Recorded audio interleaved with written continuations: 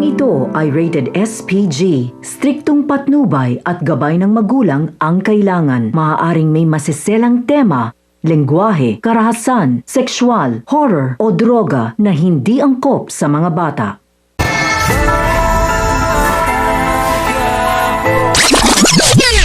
Magkukrus muli ang landas ni Supremo at Ramon alias Agustos sa muling pagbabalik ni Ramon sa Quiapo.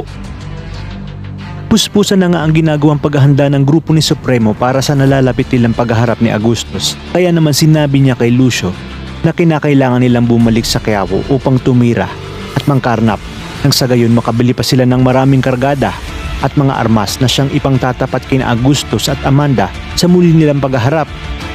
Dito nga ay maghahanap sila ng target kung saan mamahaling sasakyan nang sa gayon malaking pera agad ang kanilang makukuha pag nabenta na ito. Makikita naman nila ang grupo ni Natanggol na papabalikin na Enteng, kaya dito na rin sinabi ni Supremo ito na ang oras para mapabilang sa kanilang grupo si Natanggol. Dahil nga sa nakitaan niya na ito ng galing at abilidad pagdating sa mga alanganing sitwasyon. Habang si Ramon naman ay tinipon ng kanyang mga tauhan kasama si Greg at si Birino para sabihin na papasukin na muli nila ang Maynila, partikular sa Quiapo, kung saan maghahanap ulit sila ng bangko para pagnakawan.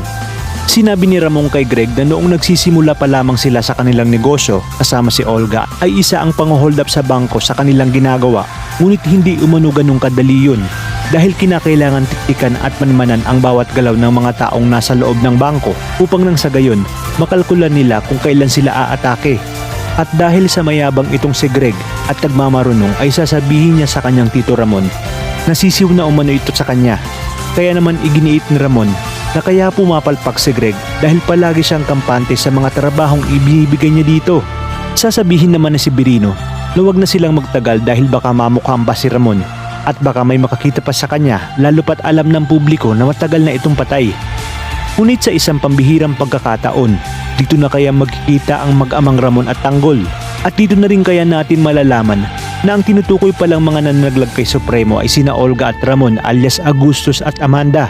20 taon na nga ang nakakalipas kung saan nilooban ni Ramon ang isang bangko na di kalaunan siya ring dahilan kung bakit napunta siya sa Calle Hidalgo dahil sa pakikipaghabulan sa mga pulis. At dito nga ay napunlaan niya si Tess na siya nga ring dahilan ng kanyang pagkakakulong sa mahabang panahon. Kaya namang kapit lang kapamilya dahil marami pa tayong dapat abangan dito lang sa bagong paborito ng sambayanan, ang FPJ's Batang Quiapo.